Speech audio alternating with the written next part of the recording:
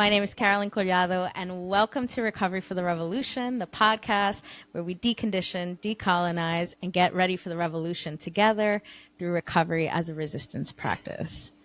So today's episode is special. It's my first guest ever, my good friend Laila Makled, and we're going to be talking about the election. It's the week before the election, and Laila and I have lots of conversations in terms of how we've been processing the election and the choice that we're being told to make in this season.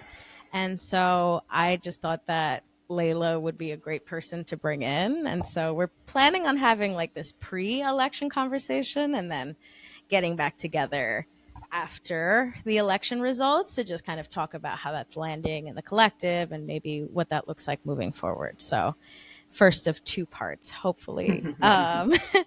So Laila, would love to hear, could you share a bit about yourself with the audience? Absolutely. Thank you so much for having me. I truly feel so honored to be your first guest. My name is Laila Makled, which we talked about briefly is something I just figured out how to pronounce my last name, actually, because of colonization and assimilation. So thank you for saying it like that and giving me an opportunity to embody who I am and where I come from. My history with elections and campaigns started in 2012 with Obama. And I was recruited in a student group and did like voter registration, door knocking, organizing volunteers to get out the vote. And from there, it didn't stop for about 7 years. And I worked on a whole bunch of different kind of campaigns, working with nonprofits and coalitions and candidates and actual legislators to win campaigns and reach out to constituents and voters. And there was always something that wasn't quite sitting right with me, but I was young and I knew that there were messed up things happening in the world and I needed some way to participate. And so it was a very in my face way to get involved. And so even though there were many, many moments and through just being tokenized as a queer Arab person or knowing that war was happening and it was being justified for some reason and being like, what? Eventually I was just I can't do this anymore in the same way. And so I started to do more work around communication, facilitation, conflict feedback to really kind of support us in having these difficult conversations about how we're going to get free and what that really looks like, and kind of getting on the same page, building an understanding of each other and seeing each other as full people as we move forward into liberation and moving outside of this two-party system. So that's a bit about me. Yeah. Oof. I mean, a lot of resonance. I think about how we met in the DC queer scene and this notion, just thinking about gathering in the city, people who are still kind of maybe the government, maybe we can find solution to change via government or nonprofits. That's so much of what brings people here. Totally.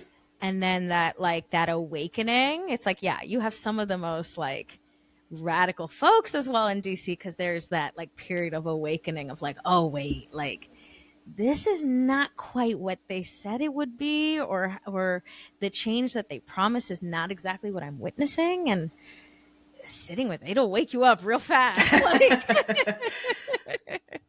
It reminds me of one of the first meetings I went to for the DC Dyke March, and we were trying to figure out how to make decisions as a group. And I was like, what about Robert's Rules of Order? Or, because that was the only place that I had reference to like Yeah. how to make decisions as a big group. Right. And so, yeah, just thinking like that experience really did, that's one of my radicalizing experiences, I would say, like organizing with the DC Dyke March for a few years and just really learning what collective organizing looks like and decision making and even stuff like, yeah, reparations and direct action and all these things. I definitely learned through that kind of on the ground grassroots organizing Hmm. in Yeah. DC. In DC. In DC. Yeah. Yeah. It is cool. Like, and that's such an interesting it's funny because like in some ways it almost feels like I'm fast forwarding a bit, but maybe it's a little talking about it up front, right? Like as we're going into this election, something that like I see asked a lot about is like, okay, so like, you know, what are we going to do, especially for folks who are thinking about voting in a way that is not necessarily for Kamala Harris, the Democratic presidential candidate? Like people being like, so what do we do about it? Like I get comments like that whenever I'm posting or see that on other folks, but anytime I'm posting about the election. And it's what comes up when you're talking about that is I just think about like, it always comes back to community care and community organizing, like regardless of whatever the outcome is of this election. Moving forward, we will need each other with these systems. So I think about that and I think about what you were saying in terms of like that also that organizing and also being in those institutions inspiring you in terms of helping folks like learn how to communicate. 1000%. For me, where I'm sitting right now in terms of these quote unquote choices that we Mm. have is, first of all, when I found out that Kamala Harris was going to be the nominee, Mm. and I saw so many people who were all up on Joe Biden for being a warmonger, genocidal president, Mm. just completely switch Mm-hmm. to being pro Kamala Harris, who has been a part of the administration and saying the same thing. I was so mad. Like, I was Mm. absolutely furious. And I was like running on that fury.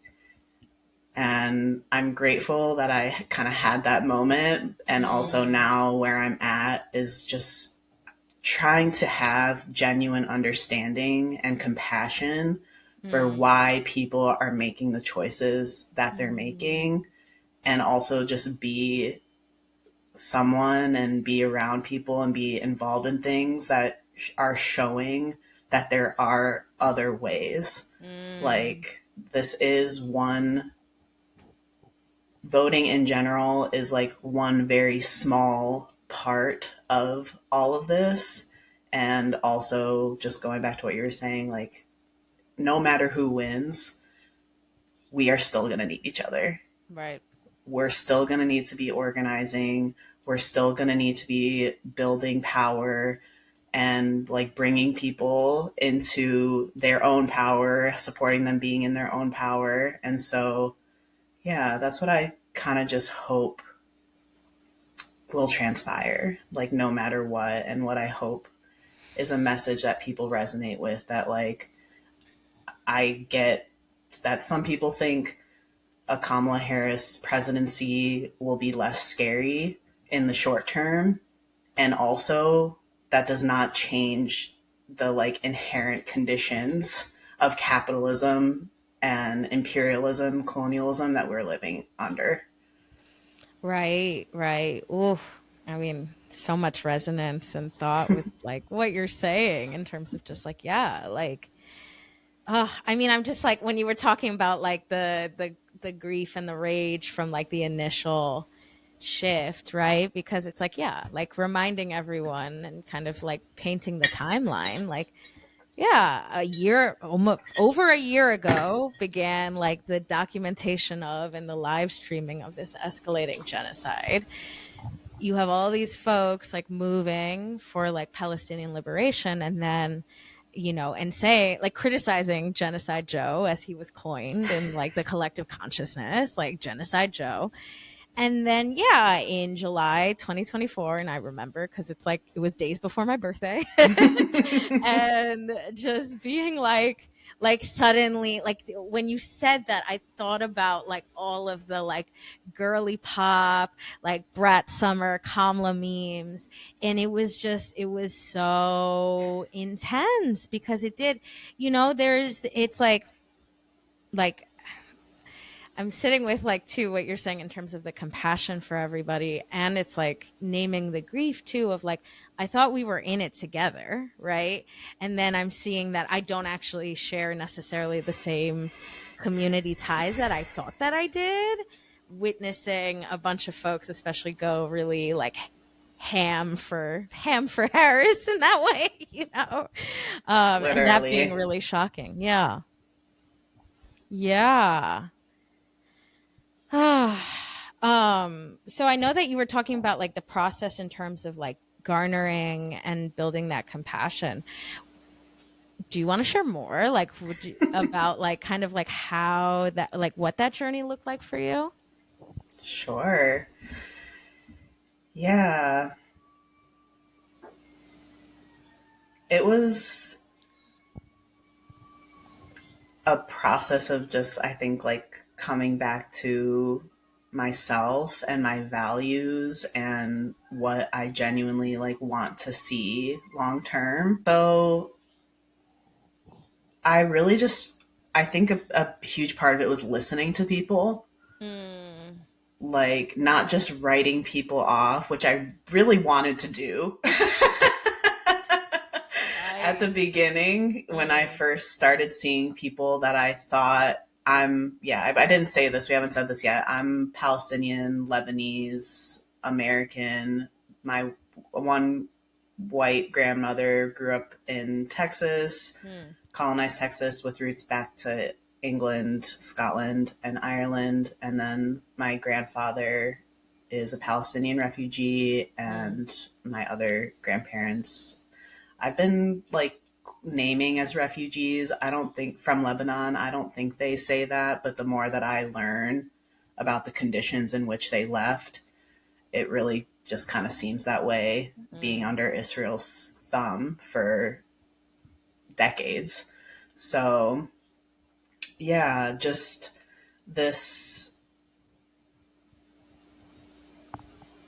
this process of being like I see that we're all under some sort of like capitalist colonial Mm, pressure, and we're all like coping mm, in different ways.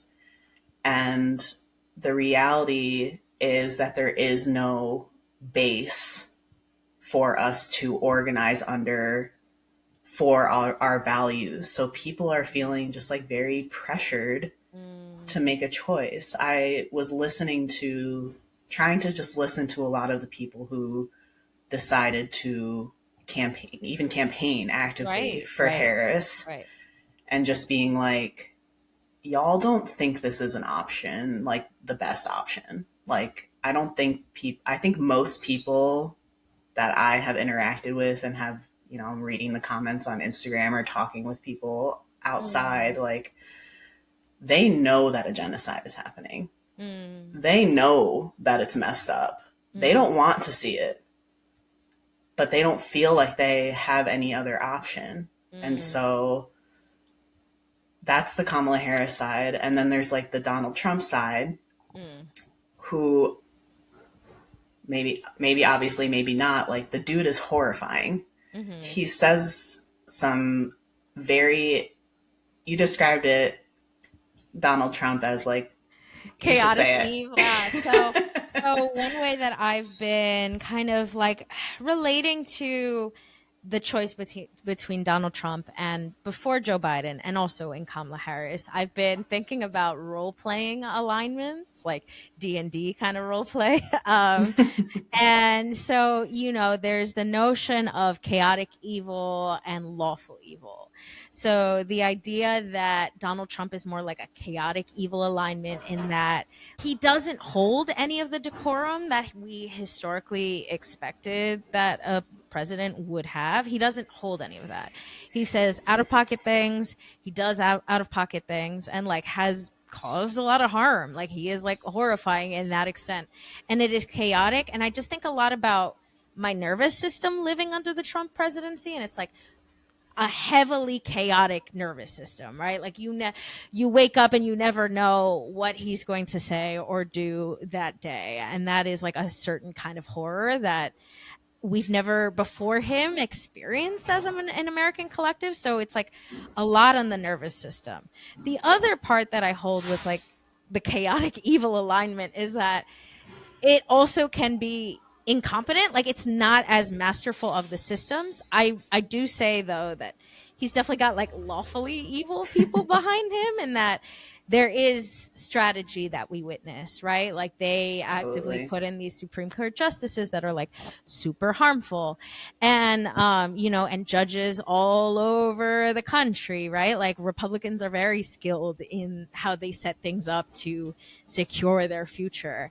So he's got lawfully evil people behind him. But I think about even just like the Muslim ban in the beginning of his presidency that he like heavily harped on, and that never came to materialize, right? Yeah. Like, that never came to be. So there is like this incompetence as well, and it's like a bit of that. It's like holding that while also holding that like there are people behind him who are very strategic and like can cause harm. Kamala and Biden, I hold as like lawfully evil, in that like they are very based in decorum. They are very like law and order. Kamala Harris, especially. I mean, she's a Libra. So Libra literally is like the scales, and she literally has that on the back. She has Lady Justice on her like her VP card, not Mm. card, her VP coin.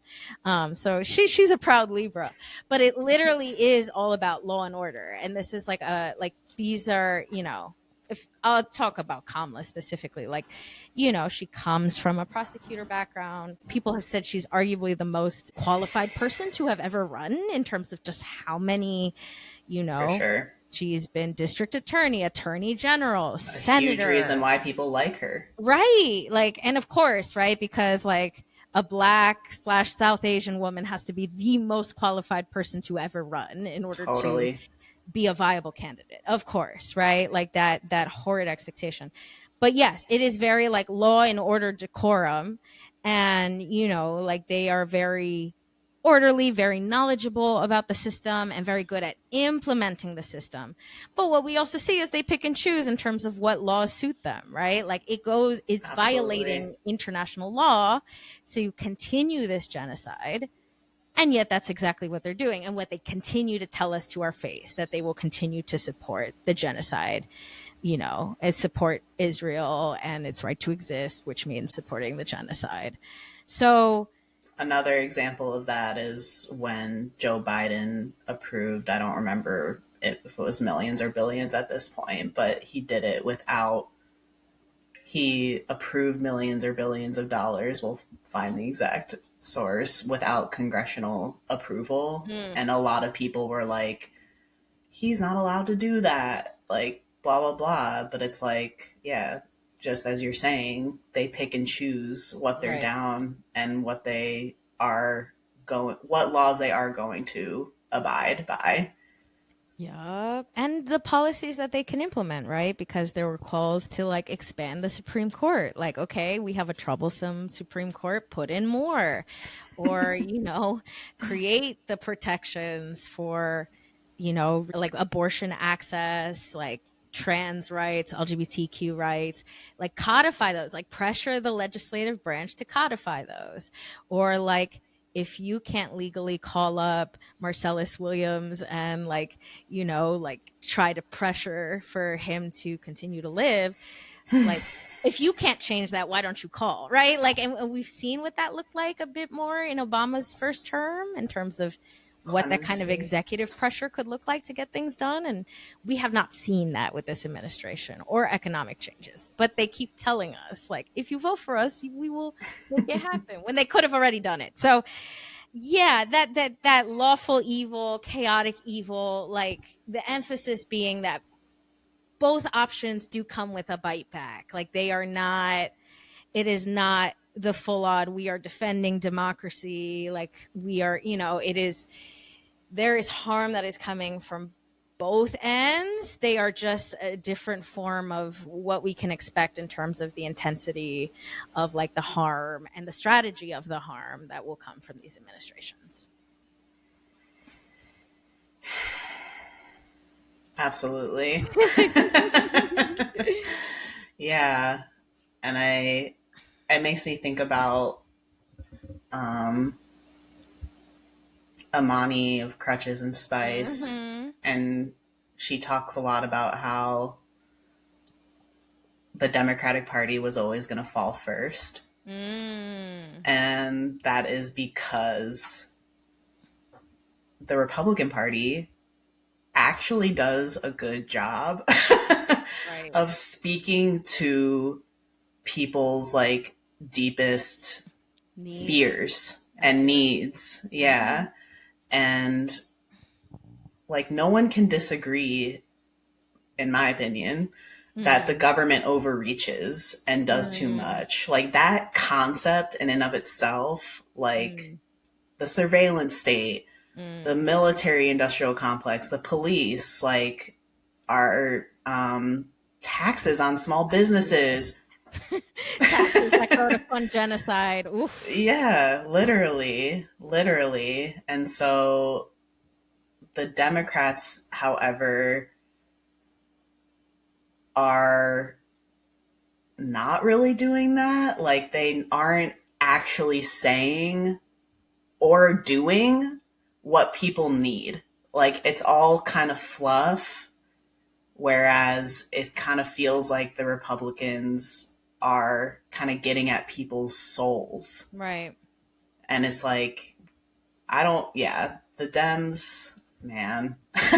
It's a whole thing. And it is. I think about like witnessing the first time that Kamala was asked about like economics and like affordability, and Kamala did not have any talking points. And then now to, October 30th, where it's like, oh, genocide. I can understand why you are disgruntled about that. But what about groceries? It's like,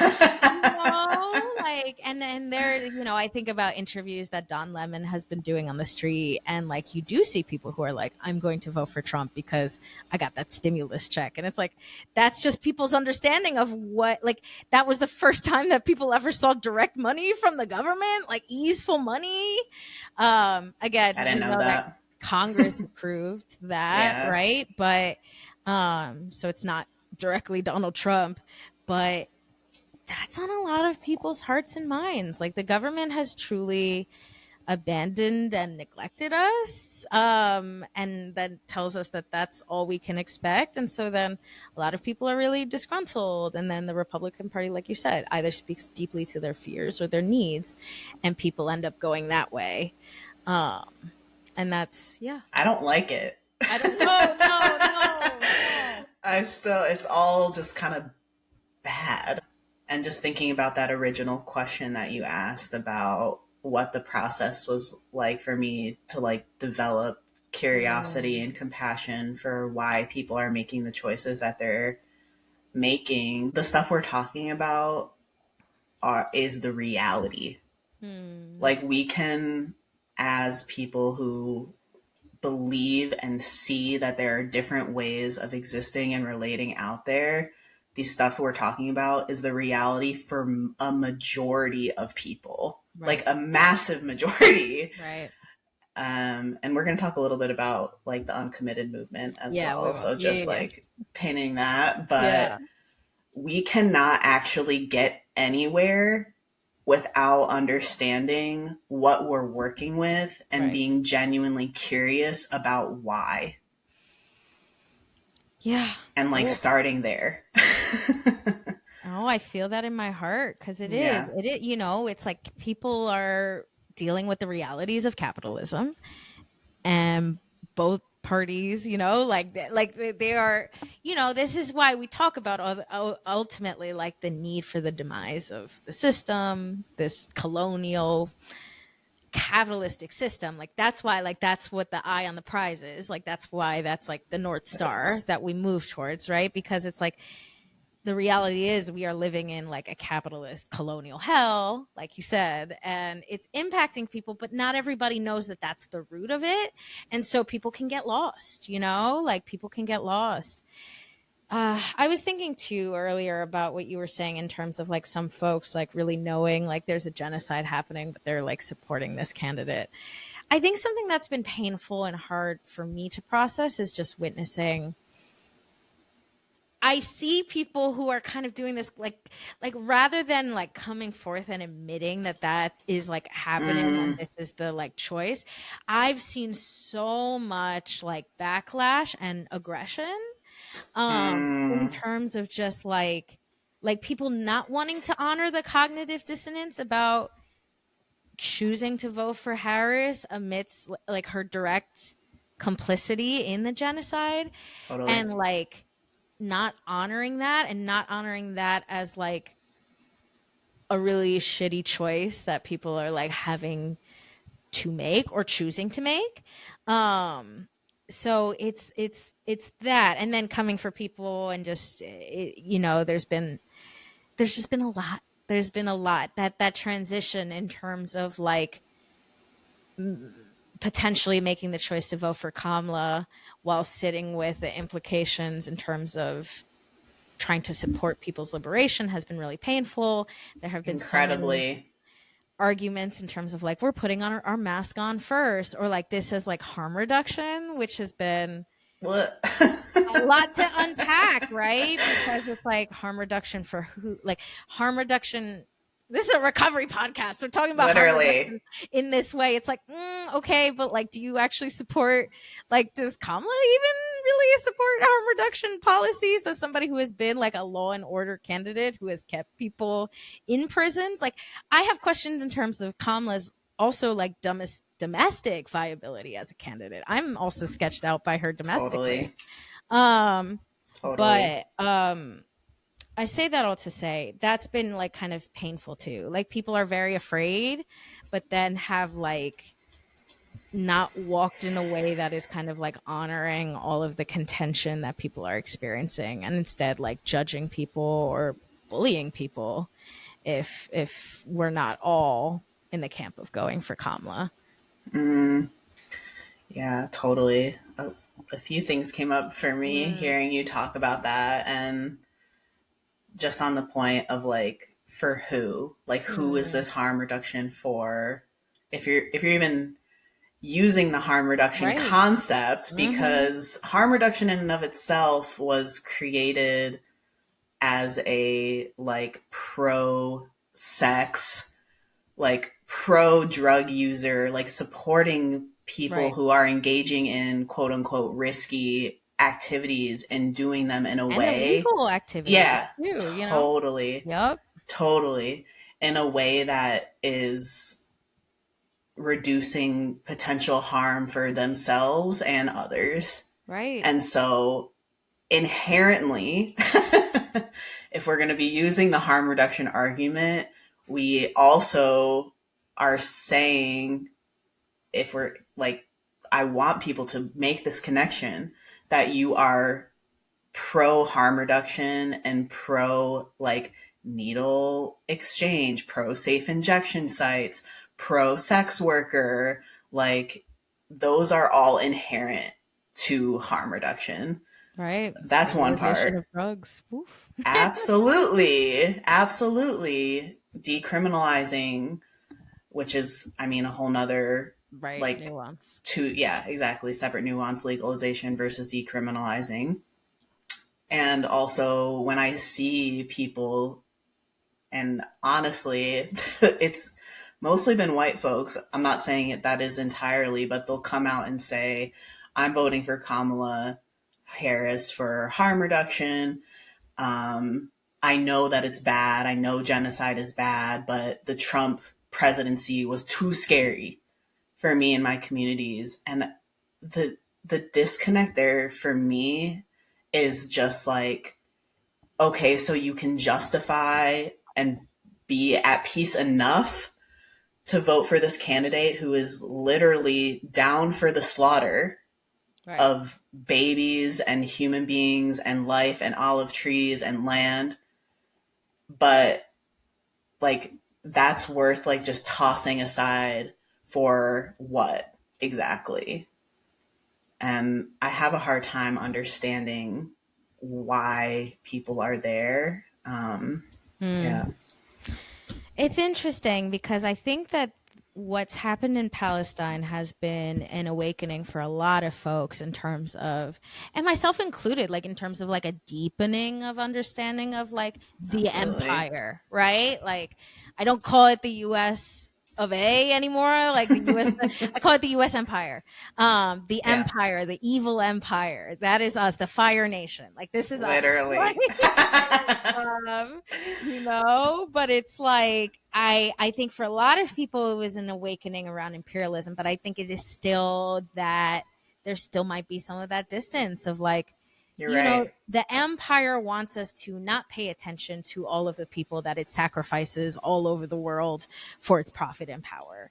And what happened, like the escalating genocide in Palestine was an awakening of that, but I don't know then that that has fully stuck. There is still You're this right. like American comfort and privilege of like centering self. Although again, I don't like partly why also again domestically I don't even think Kamala is like that candidate is that it is inherently interconnected.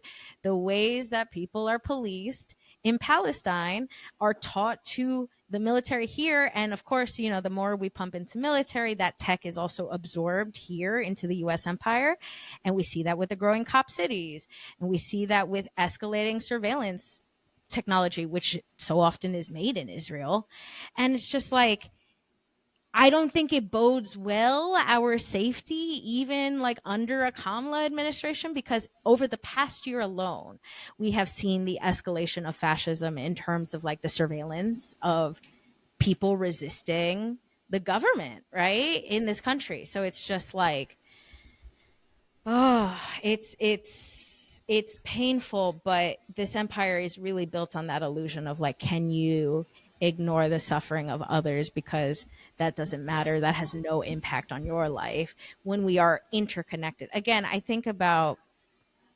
just think sometimes I think about and cry just thinking about in 2020 how Palestinians were like showing folks in the movement for Black Lives like how to evade Totally. police, how to evade the tear gas. And it's Totally. like that solidarity is so deep. And even in all of this, like there were threats of that, there were rifts, there were TikTok rifts that were like big in terms of like that communal solidarity, like that intra-communal solidarity that have come from this. Absolutely. On like the domestic front Mm, and it not sticking mm, like with everyone quite yet. A point I think that hasn't quite stuck too is that the United States is in active genocide mm. of people on this land. And Literally. I'm talking about like indigenous and native folks and also black folks. Lots of Black folks. Yep. And so like there are still native and indigenous folks like fighting for federal recognition of their land and are like effectively nomads on their land. The Muwekma Ohlone folks just did a whole trail of truth. They went from San Francisco to DC on by horse, Mm, and it was beautiful. Like they were wearing keffiyehs, they were picking up folks along the way, and when they got to DC, they were met with police brutality and mm, violence against the horses, against themselves. They were arrested. mm, Like the Secretary of Interior, the Interior Department, which is the department that deals with like parks and like public land, is Right. Deb Haaland, who is Yep. a native woman. Right. Technically, the police force, the parks police force, are under her control.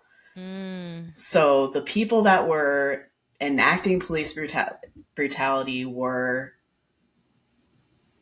being overseen by a native woman, Deb Haaland, who runs the Department of Interior, and nothing was done. Right. So, I mean, just think there's so many layers to what I just said, I feel like. But at the end of the day, like, even the people who look like us, who come from the same background as us, who are maybe even using talking points that we agree with, like when they are at that high of a level, when they are consumed by that much power and greed, it is hard to think that they are actually going to fight for us, because we really just haven't seen that, like, at all. And you also mentioned like the surveillance piece. And I think that's so important to talk about and needs to be talked about more. Mm. A couple weeks ago, I just went to the Black Panther Party Museum, opened up here in Oakland, and they had a whole week of education and like surveillance. COINTELPRO had one event, but it was still like weaved in to every single event because it was just so relevant. Right. The way that the government, for those who don't know what COINTELPRO is, it was a government program that actively surveilled, murdered all types of leftist like Right. folks, like white students, people in Puerto Rico, the Chicano movement, like the Black Panther Party movement, like all of these movements were and still are being stalked Right. by the FBI and by the government. COINTELPRO itself might not still exist, but it's reframed as like the Patriot Act. And Right. so I wonder about these rifts that you're talking about on the internet, because I'm like, how much of this is us and how much of this are like government actors? Because the skills and the technology and the strategy of the government has like expanded considerably since 30 years ago with the Black Panther Party. 30, 40, 50, yeah, years ago. The long civil rights movement, as Yeah, my professor in college, Crystal Feemster, like that's it's a long civil rights movement work. definitely. Yeah. Definitely.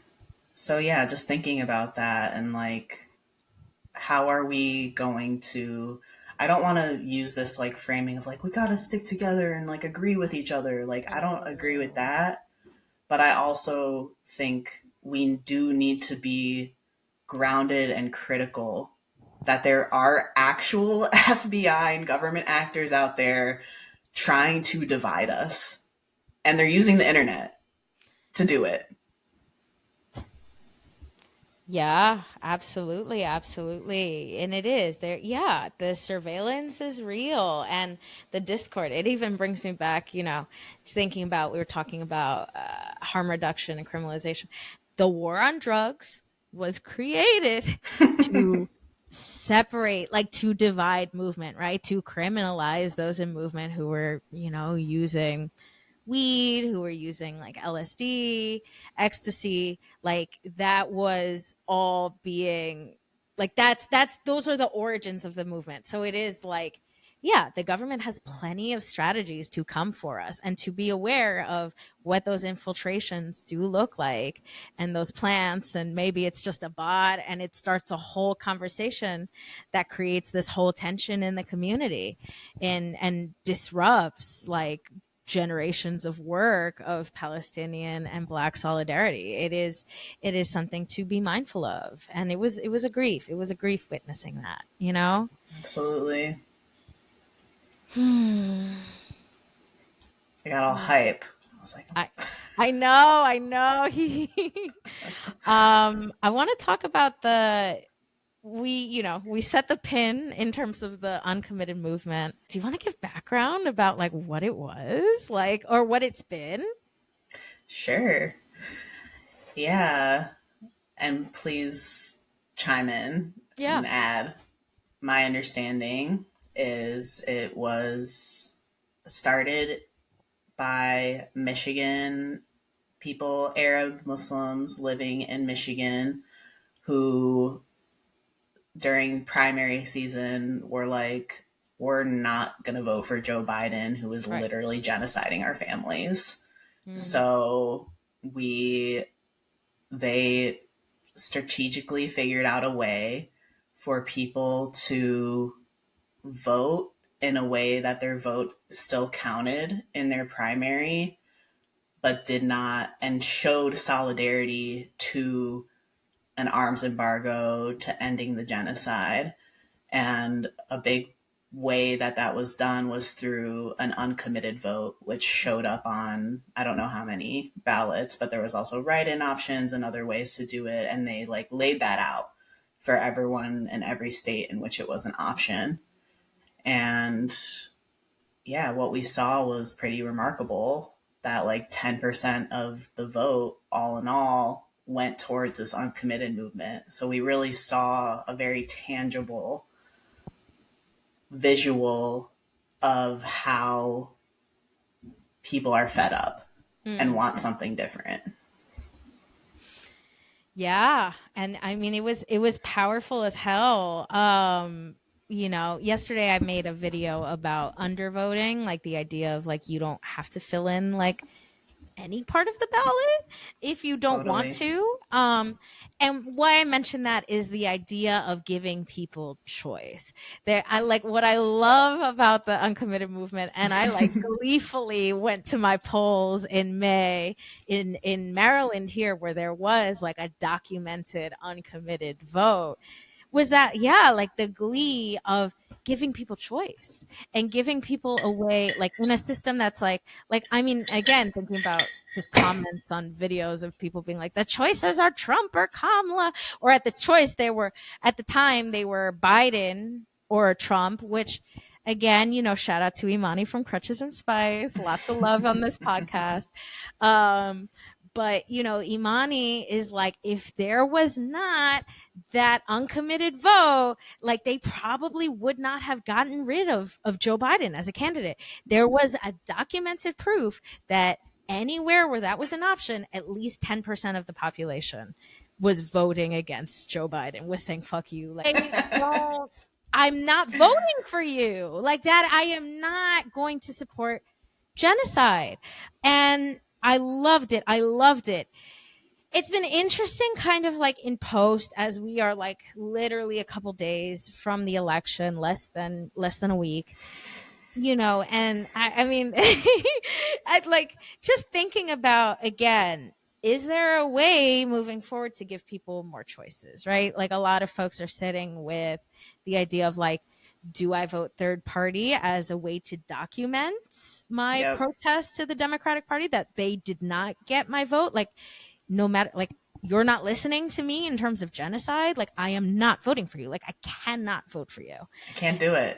So no. So some people like are voting third party. There have been the questions of the call to do that in terms of like, if a party gets like a critical, like a certain number of votes. I'm not remembering if it's 5% or 10% or 15. I'm not remembering at this moment.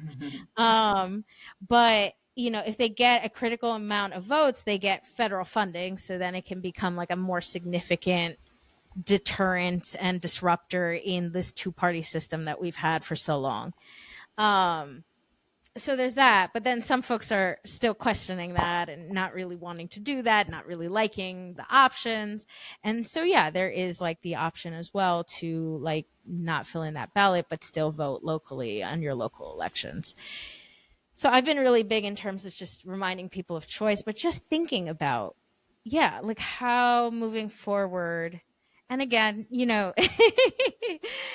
thinking about folks who do not want to vote, and like, you know, the notion of just like, I am not going to participate in this like imperialist institution, and voting as a way Totally. to like uphold this inherently, like, this government that is inherently colonial, capitalistic, and imperial to its core. Like those are the foundations of the US empire, and that's the truth. So Literally. people not wanting to participate in that, and also thinking about moving forward, is there a change? Like something we've talked about has been like, you know, what if things with the uncommitted movement had led to like more active anti-imperialist, anti-colonial organizing, like explicitly, that, especially thinking of like just having like a whole mobilized people already, like what would it have been like to take those votes of people who may have felt that way about the empire and shifted that into a party that could be really, really dope. So I don't know. How are you kind of sitting with things like Yeah. moving forward, or kind of like dreams that you would have about what this looks like, you know, after this election cycle? Yeah, totally. Just talking about like choices and just like the way that the human brain works. Mm, Like we only have access to what we know. mm, And so it really does feel like to some people genuinely that there is no other choice, right. because they just don't know or don't feel embodied that there are other options. So I do think for the people who are listening to this or out there that are like, I want to see something different, we do need to bring like a groundedness and an education that there are a lot of people out there that agree, like, and that also want something different, and we can actually do it. We just need to get organized about it. And I think a way to take that first step is to get involved with local groups. And I know that's something we hear like all of the time, and it's kind of exhausting to hear it. I'm exhausted saying it. And also, it is one very direct way, like tenant organizing. Housing is a very Mm, core issue. Food sovereignty, getting involved with growing food locally. Um, I would say, yeah, those two are really big ones. There's a bunch of other ways, like mutual aid projects in your area. If you don't have those things, what would it look like for you to start it? It might be messy. It might be weird. You might not know what the hell you're doing or feel like that, but it's worth a shot. You know, mm, if we can turn our friend gatherings into something more political, into like reading circles or doing phone zaps or like calling to support people. Um, I'm just thinking of like the Golden Gate 26, who are were the group of 26 protesters who shut down the Golden Gate Bridge and are mm, currently like awaiting trial or something like that, and like calling to show support for them to the DA's office. Um, but yeah, I think like at the end of the day, we do need some grounding. Like it makes sense that we're mad, and also like gathering people in mass protest is not building a base right. necessarily. I'm not opposed to it. I think it can be a powerful display, but I would love to see more people shifting away from that as like an organizing tool and more into organizing your neighbors. Get them together for a barbecue.